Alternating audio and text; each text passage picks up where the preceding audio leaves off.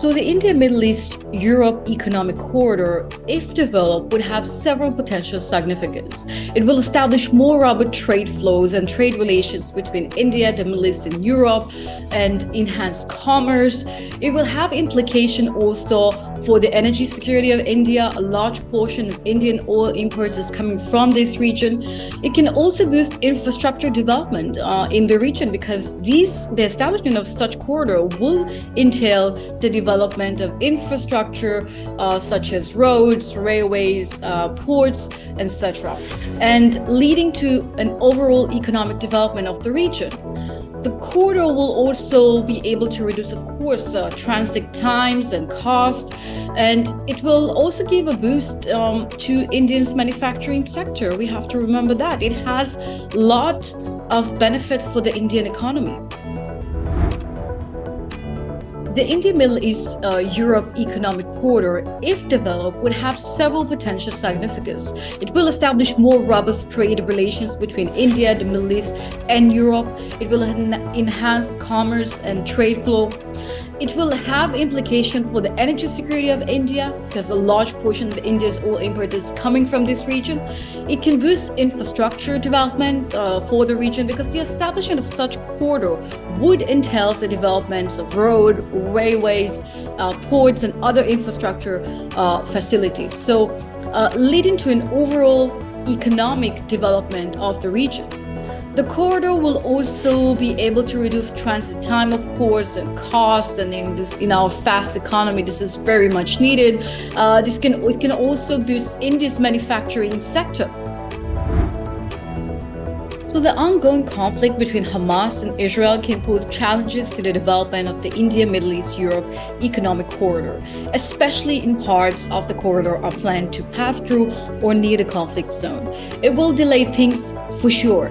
But anyway, this corridor is it's already very much an ambitious plan, and it will take a few years to execute such a plan. So anyway, things in the Middle East are very much always volatile, and a corridor as such is supposed to do the opposite, to bring prosperity to the region, to create stability in the region in a way that everyone is gaining, and that's the common interest.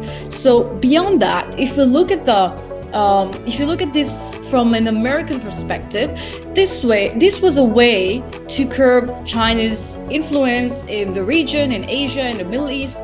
And if eventually there's going to be a war against Iran, in the worst case scenario, China's interests in the region will be affected anyway. So we're still following the event from the same axis. Well, the latest conflict could complicate the matters among the groups and the countries, as the Arab states and the Western power have different stance on the Israeli-Palestinian conflict. I believe that these countries, the countries you mentioned, Jordan and Saudi Arabia, should lead the way for a permanent solution to the situation in Gaza by helping to build stability in the region, and not the other way around. And at the same time, continue to push this valuable corridor. Jordan needs it anyway. Actually, Jordan is the biggest beneficiary from this project. It's a game changer for the Jordanian economy if we compare it to the Suez Canal in the case of the Egyptian economy. It's like that. You know, beyond the transportation and logistics activity, the corridor is expected to become a particularly strong engine for economic growth and employment, especially in key areas such as the Mafraq-Zarqa zone. And if we look at Saudi Arabia as well has its plan. You know, Saudi Arabia is trying to compensate for its distance from the Mediterranean. Saudi Arabia's vision, the 2030 vision, emphasized diversifying its economy beyond oil, and participating in a corridor could bring in diversified investments and trade opportunities. Saudi Arabia has been investing heavily in infrastructure, so the corridor could align with its plan to become a global logistic hub. Saudi Arabia needs it, and this is why I think Saudi Arabia and Jordan should work together to build stability in the region with the help of Israel in the case of the current conflict in the region. The execution of the corridor will likely be complex due to several reasons, but at the same time, are possible.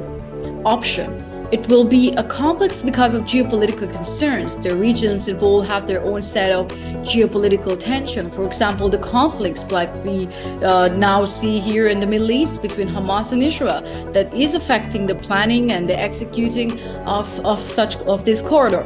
But other reasons like varied regulations, financial commitment, infrastructure differences can affect the execution of this corridor, not only the war.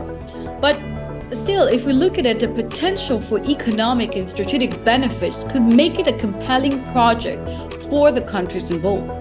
And as you know, I believe that great things come from hard work and perseverance, not excuses. So the war should not be an excuse for these countries' leaders. If they have a vision for their own people, if they have a vision for their own country, they should pursue it at all costs. News 9 Plus. Download now.